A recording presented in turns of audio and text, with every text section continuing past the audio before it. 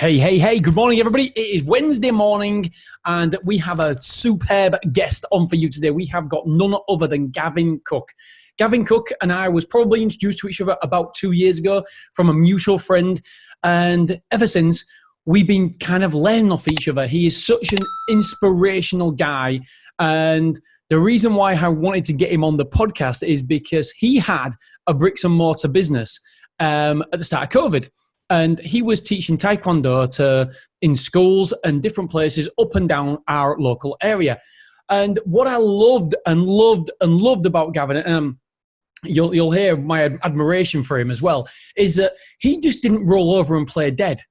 He didn't want that. He knew that it was a bad situation. Of course it was. It was COVID. It was lockdown, which means, guess what? He couldn't work. But he didn't let that stop him. And so today we delve into what he did and how he pivoted and how he made a business stronger for going through adversity. And that, my friends, is just like you and your life. Not just business, but you and your life.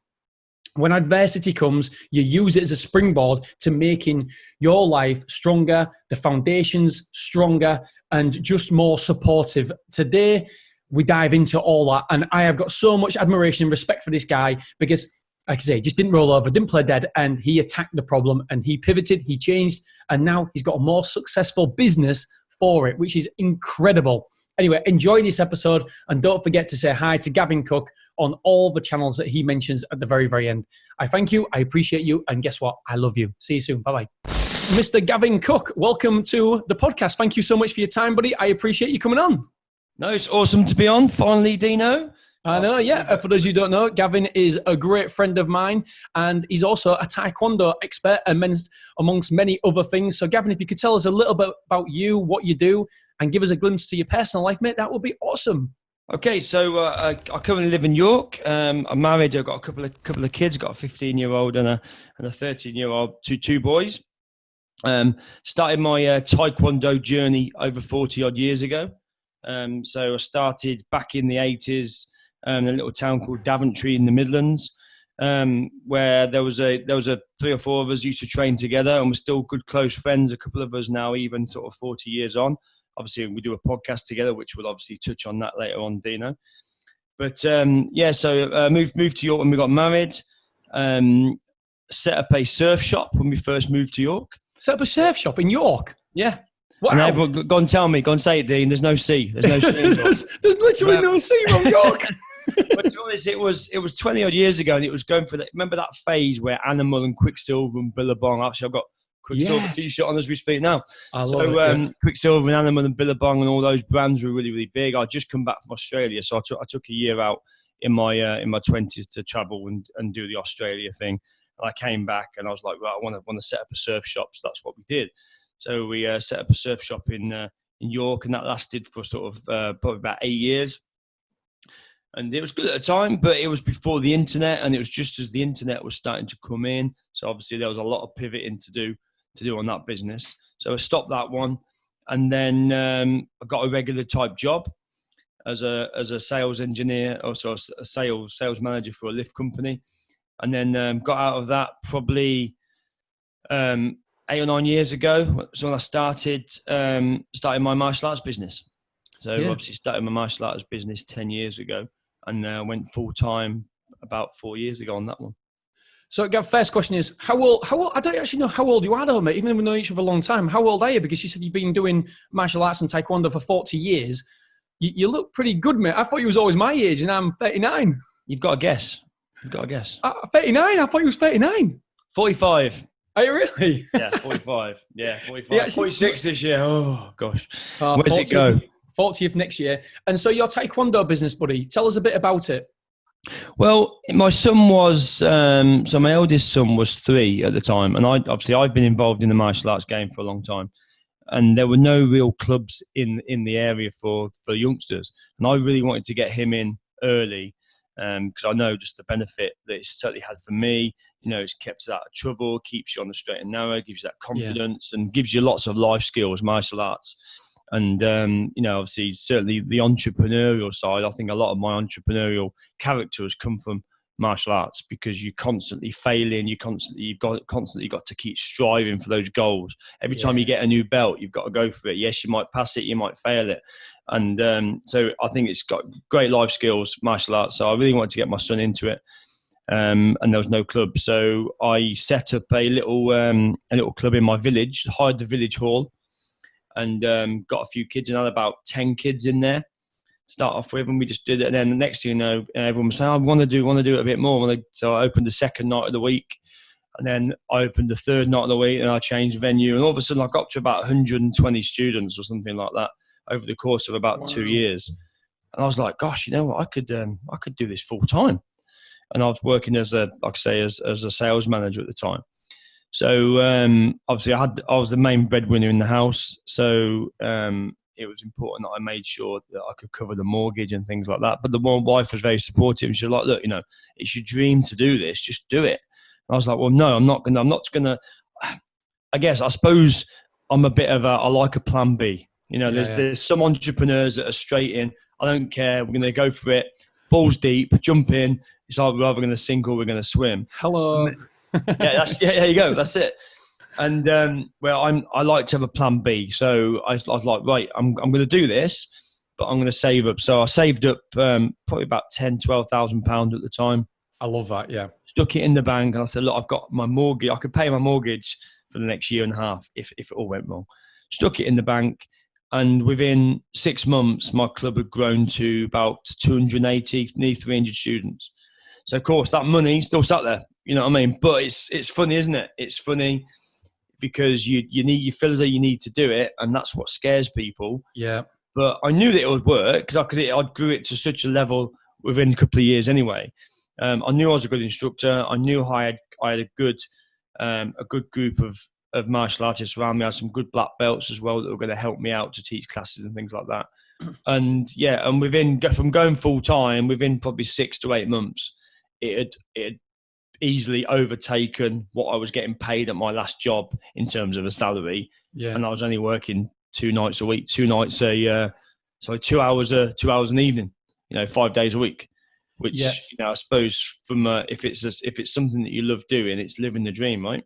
Yeah, 100%. So the takeaways I got from that, it's a massive leap of faith. Obviously, you had the support of your wife, which is absolutely amazing. But you took the responsible approach as well, because so many people wouldn't have been responsible as you are. And having that savings in the bank account, knowing that, do you know what, worst comes to worst, I've got that to dip into, and I've got my sales skills that I can always go back and get another job. And that must have helped with the stress as well, because I know with my businesses, I didn't have the luxury of any savings whatsoever. All the savings got swallowed up, and it was really stressful. It put pressure on every aspect of my life, not just the work life, but my home life as well, because I couldn't enjoy being with the kids. I couldn't enjoy being present with the wife because I was constantly worrying. Did that negate some of the worry then for you? Yeah, I know, absolutely. And I know I touched on the surf shop, but the surf shop, I went through exactly the same thing. I mean, it failed miserably towards the end. We was really young, was in our 20s. We took it on. We had a big full repairable lease that we signed that we couldn't get out of. We had way too much stock because the reps were like, yeah, you need to buy this. And next, our cash flow was just eaten up, and we were living, week to week trying to pay the bills, and it was so stressful. Luckily it was before we had the kids. But it certainly took its stress on myself and my wife, doing it. And I always got that vision, and I always said, I'd never want to be in that position again. I got a good job. I want to work for myself again. I want to become a self-employed or have my own business. But I don't want to have that stress and that pressure on the family again. So absolutely, I think, and I still feel like that now. I'm always striving to have enough money in the bank. Like when COVID hit, I wasn't really that worried, because I thought, actually, I could pay my mortgage for 3 or 4 years if I needed to. I don't have to, I live quite an easy life. I don't go and buy flash things. I'd rather buy assets, right? Yeah. Do you know what? That's one of the things why I really wanted to get you on the podcast, because you're the first person I thought of when COVID hit lockdown. I was like, oh my God, you built up this business over years and years and years. You coach kids, you go around the area, you go into local schools, etc. All of a sudden, COVID hit and you couldn't do any of that. So you wasn't worried about the business, and you just, because you knew, do you know what, I've got the savings, this is gonna, sometime it'll pass. And so that kind of gives you the insulation then to feel good about the situation. Yeah, I think to say I wasn't worried is probably wrong, because there was probably, I suppose it hit me and I thought, Jesus, I could lose all of this. I could lose all of this. And it did hit me for a couple of days. And I sat there and I thought, like, how am I going to do this? Am I going to be down in the dumps, or I'm going to be my usual, right, I'm going to be the leader of the community. I'm going to put myself out there. I'm going to show everyone how it's going to be done. And I literally booked my ideas up. I went into the club and I said, look, guys, you okay? You dying? I ain't got COVID. I'm all right. You're far enough away, Dean. So, so I went into the club, and I remember it was a Tuesday night, and I went in, I had a big class, and I got everyone together. I said, look, guys, there is going to be no classes next week or for the foreseeable future, because unfortunately we've got to shut our doors due to the COVID. I said, but you guys, rather than see me once or twice a week, you're going to get to see me every single day. So all I did was put absolutely massive of value on their training fees. Obviously, all my students pay a monthly training fee. We don't do any sort of cash on the door type thing. It's all you pay up front for the month, da. So I thought I need to keep that going. I have to keep those payments going. I have to keep that going for the club and for my bills and for my mortgage and everything else. So as long as I've got that coming in, I'm not too worried. So obviously went on Zoom, and I started doing the classes on Zoom, and I was doing 4 classes a day. Wow. For the first part. I was waking up in the morning. I was on at 10 o'clock. I was on at 10:30. I was on at 11 o'clock. And what I did, and the kids, because probably 70% of my school was children, parents absolutely loved it, because they only used to come once or twice a week, where now, don't forget, the kids are off school. So the kids parents wanted some sort of stability in their kids' life. And it was like, and at 10 o'clock in the morning, I had 50 kids on Zoom in their uniform, in their living room, waiting for Mr. Cook to come on the TV. Yeah. Brilliant. And the parents were like, this is so good, because it keeps them entertained every morning. Felt like Mr. Tumble. Yeah. Do you know what? On kids' TV. Yeah, that's the biggest lesson that I feel like that you can possibly give anybody else, because although the shit was happening all around you had to close your actual doors. There's so many people that I know just took the defeatist mindset and just thought, well, what can I do? I can't do anything. It's not my fault. It's COVID. I can't do anything. You kind of pivoted and thought, no, screw that. I've got to do something. I've got to change. I've got to keep my door open. I want to make sure that I keep the membership money. I don't want to give them it back, because obviously that's your livelihood. That's your money coming in.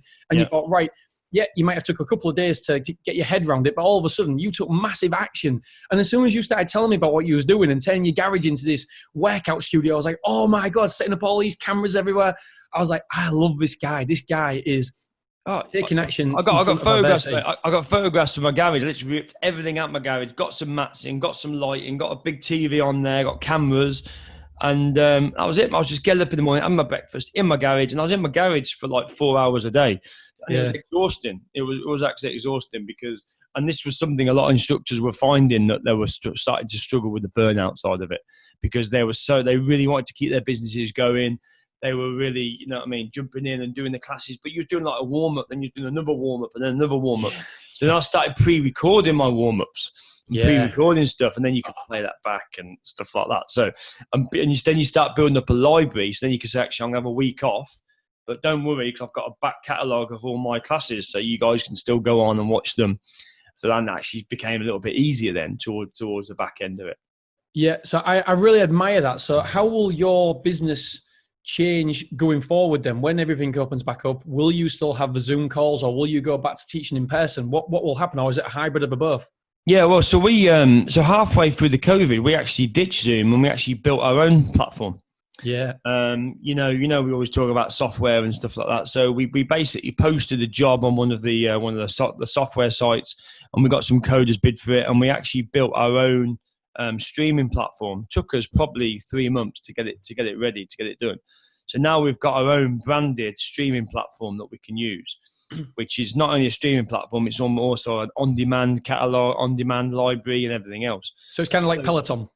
Yeah, that was the idea. Yeah. The idea was like Peloton or the Netflix for martial arts, right? Yeah. In the UK, and it really took off. So people were using it, and now we've invented the academy, which we've now got instructors using. So they buy the academy offers, and that's another income stream that we've got now from the academy. So we have instructors buying the academy and running it for their schools. So that was just ace, really, and it was something that's come off the back of the COVID. So what I will be doing, to answer your question, for my club. So rather than where I used to have like sort of 2 training packages, it used to be the training package for the ones that wants to come once a week, and the training package for the ones that maybe want to do 2-3 times a week. Yeah. I've now got another training package which includes the online stuff. So my plan is once a week I will still do a virtual class, or maybe on a Thursday night or a Sunday morning or something like that. So then students that miss the class in the week, they can actually go back and watch that week's class, or they can join in live on a Sunday morning. So again, that's another subscription that I can now add to my business, is the online stuff. Yeah. Sure. Gav, honestly, the way you talk about it, I don't think you're giving yourself enough credit, because that is absolutely incredible. The fact that you've took a disaster or potential disaster and you've turned it into an asset for you and your company moving forward. That'll be there forever, and you'll be earning money from it for years and years and years to come. I just think it's incredible what you've done. And I know that I'm always like really happy and motivated and stuff. But with my storage site, we started losing square foot, and I just thought, you know what would Gavin do, kind of thing. And you massively helped me through this, mate. You might help me through this process, because your mindset and your outlook on things, instead of looking at the doom and gloom, like I know people in similar industries who have just held up their hands and watched Netflix all day, and that's fine if that's you and you're happy with, that's fine. But you took the opposite approach, and I don't think you give yourself enough credit, mate. Honestly, I think what you've done is incredible. Yeah, I mean, it's like everything, isn't it? You never give yourself enough credit, do you, when you're involved in it? You know, you just don't, do you? Because you're always looking for the next thing, and you don't. Yeah. No, but it did hit me, because we had a holiday halfway through. We drove to the south of France and had a week off. And, you know, you don't realise just how wound up you are until you start to try to wind down, do you? Yeah. And by the time I was just crashed out for a week, and it made me realise that I was probably doing too much. I was trying to do too many classes, trying to keep my students happy, was trying to build this new software, was doing all these other things, trying to get all the marketing side set up and everything. But I suppose we're here now, and it is what it is. Class is starting back now, which is good. So I had my first proper live class back in the dojo last week, and by next week all my classes should be up and running. But now I've still got the online stuff to take forward with it as well. Yeah, mate, excellent work. So your podcast then, Gav, do you want to tell us a little bit about your podcast? How often you release an episode, and what's it about? Okay, so the podcast is called The Motivated Martial Artists. So not the motivated entrepreneurs. I reckon you nicked that from me. I actually did. Yeah, you're right. So myself and my business partner Jackson White. So Jackson was one of my best friends. Well, is probably my best friend now. But obviously we grew up together when we were in the early 80s. So I joined the Tae-Kwon-Do club. I was actually run by his dad, and he was in there at the time. So we became really, really close friends when we were youngsters. We did all the competitions and stuff together. And he sort of left and went in the army at 16. So we sort of lost contact for about 10 years or so. But then we sort of reconnected when he came back out of the army, and then we got back into Taekwondo. And it was after speaking to you, and obviously it was round Phil's house, and I'd spoke to you, but I'd never met you before. You came round, and I said, "So tell me then, Dean, so what do you do?" And he goes, "I do a podcast, and I do this," and this was obviously the other podcast that you did, the betting guy. And he's like, "Oh yeah, it's great. I do this." And I was like, "You know what? Maybe I should do a podcast." I thought, I don't fancy doing on my own though. I'll see if I can rope Jackson in. And I spoke to Jackson, and he was like, who wants to listen to us, Gav? Come on. The usual, who wants to listen to us? I said, yeah, but we've got nearly 40 years of martial arts knowledge and business experience and all these things that we've done. I said, you were well recognised when you was in the army and in the special forces, and, you've done all this sort of stuff. And, I've gone the other way, and while he was in the special forces, getting people shooting at him, I was bumming around Australia, sitting on the beach. Different experiences. Yeah. But I said, let's just do it. So we got the front cover done, and we sat down, and we sat in a room with these microphones, and was like, right, what do we do? what did we talk about? And we said, well, let's just talk about ourselves for a bit. And then we started talking about ourselves. Then we started to get some quite influential guests on the show. And then we realized that people really enjoyed listening to the interviews. Yeah. So we've really made it more of an interview podcast. So we've just done, I think, about a 60th episode. And we've had some really influential martial artists on there, from the UK, from the US. We did our US special in January when we went over to America. I went over to Florida in January, and we did some podcasting over there. And we're going back next year. We've got a few people lined up to jump on the podcast there. So it's just really been a case of interviewing martial artists from around the world. And it's just been awesome, a real awesome journey, really. And it's really, I suppose for us, it's really propelled us forward in the world of the martial arts. Yes, we've been instructors for a long time, but I think now we're sort of almost seen as thought leaders a little bit more within the industry. And, we've got where we found it quite difficult at first to get people on the show. Now we've got people lining up to come on the show, which is just great. Yeah, that's incredible. So so you started a podcast and you didn't really know what direction it was going to go, but you took action. This is one thing I'm learning about you even more, like talking to you and going in your backstory, is that you take action. You do the minimum viable product first of all. So you just started talking about yourself and you just tested what would work, kind of like your studio when you first set up Taekwondo, teaching a couple of kids, and then you did 2 nights and you thought, hang about a minute, there's something here, and it just progresses from there. So what doors have opened up for you in the world of podcasting, or from your podcast? From the podcast? Well, okay. So one of the first things that we did, we launched, like I say, we launched the podcast, and then was like, right, how are we gonna monetize this? I suppose was our thoughts. So we thought we'll reach out to some sponsors and stuff like that. And I was actually teaching your son does it. He does the skills program with me, right? The ninja skills. Yeah, he doesn't have to join in, but we try to make him join in. Yeah. Yeah. So it's a part of my Tae-Kwon-Do club. I run a syllabus called Ninja Skills, and this is it was an American program, and it's been so well taken in my club. So I said to Jackson, I said, well, skills is a big product. It's a big American product. It's massive in America. There's probably only a handful of schools in the UK that are using skills. So why don't we reach out to skills in America and see if we could become their UK partners and we can promote it through the podcast? So we spoke to them. We called them up. We wrote them a letter. And initially I was like, well, no, we've tried that before. It's not really worked. And we said, well, no, come on, give us a chat, give us a chance. And we kept badgering them. Eventually, I think it was Christmas Eve, we got the contract back and we got the deal done. And they said, part of the deal, you need to come over to America in January and meet us. And it was just great. We flew over there and we sat down and we just got on so well, all of us. We got drunk, as you do. Of course. Like a little holiday trip, and it was just amazing. So now we're the UK skills partners. And since we've taken it on, it's just really growing massive in the UK now. So they're our main sponsors for the podcast. But I truly believe without the podcast, it would have been more difficult to have got that recognition from them. I think having a podcast, it just puts you at a different level. And we say it to everybody, don't we? It doesn't matter what industry you're in. Yeah, podcasting it, because it's like I'm a big I love networking. I love getting around people. I'm a bit of a social beast. I love to network and meet people. And when you meet people, rather than giving them a business card, you say, I don't carry a business card. Just look up the Motivated Martial Artist podcast. It tells you everything you need to know about me. You know what I mean? If you want to find out who I am and what we do, just listen to the podcast. Oh, you got a podcast. And all of a sudden, it puts you at a different level, doesn't it? Yeah, it elevates you must find that, do you? Yeah, it elevates you to a level of authority. Like I first started a podcast, The Betting Guy, and then everybody in the industry kind of started to know who I was, even though I wasn't anything special in the industry whatsoever. All the big players knew who I was. I could get on the phone, I could talk to them, I could ask for advice. And then I started one in hacking self-storage and was talking about this.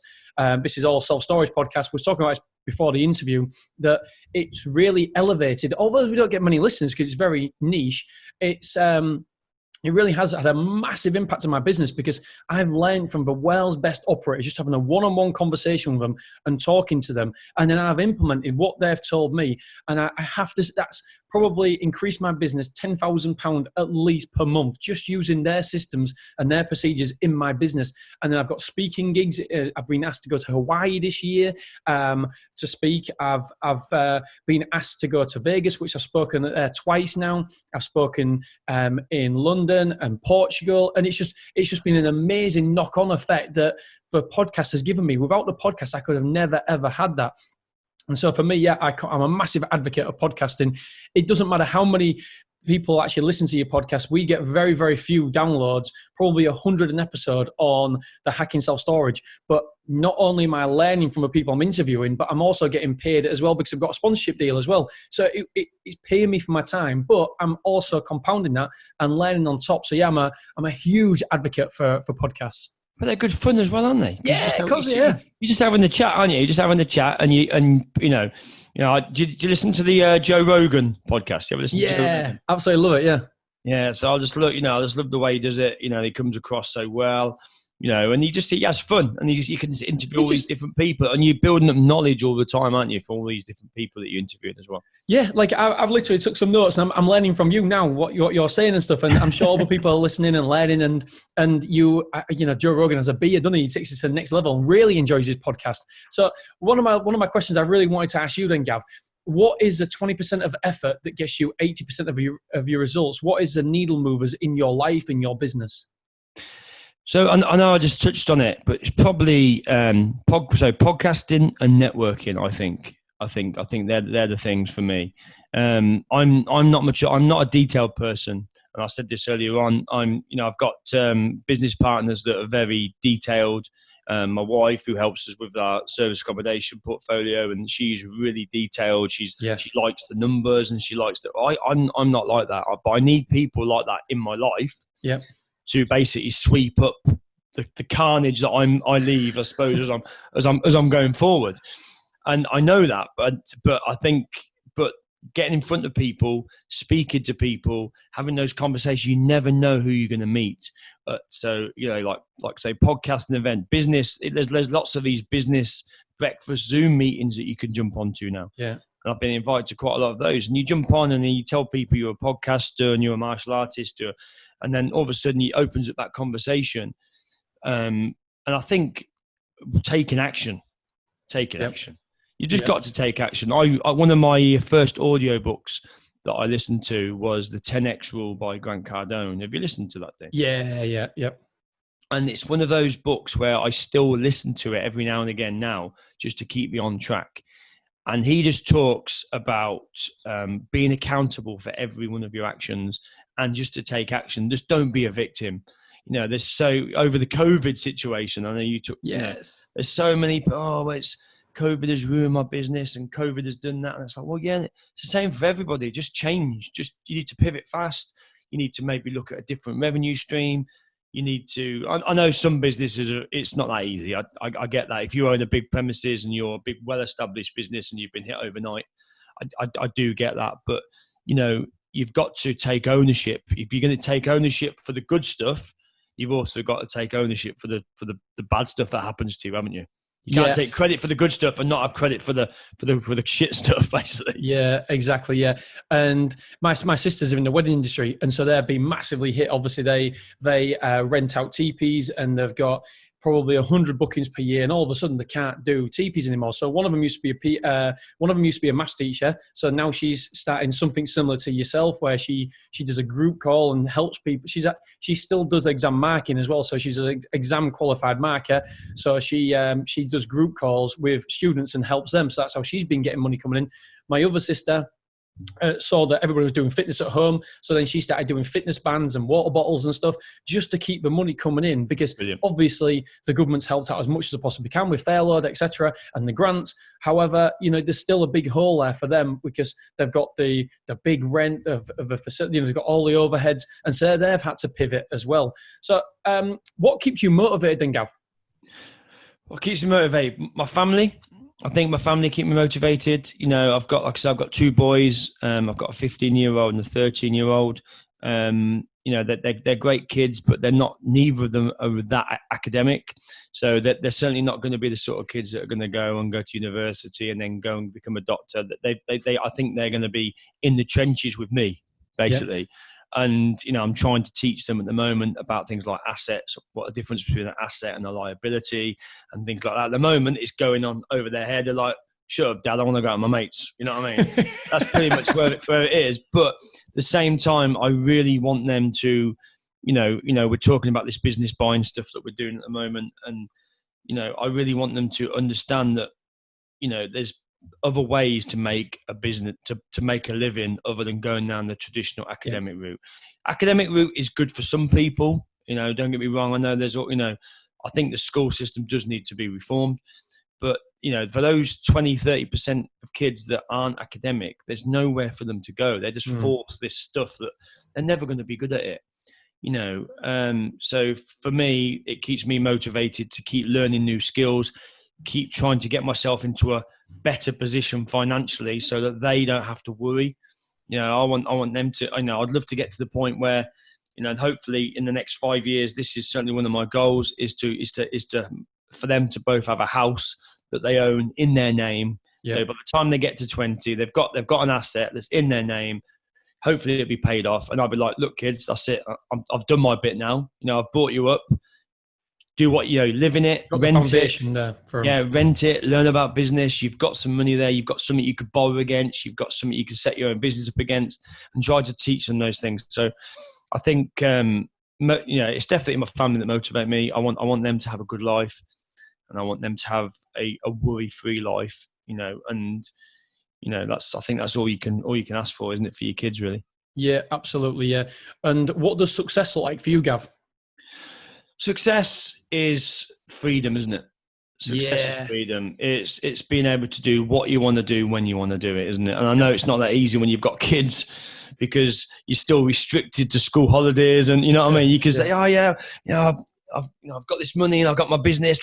Let's go to Antigua for a week." Oh, we can't. It's the kids' holidays. We can't. What I mean?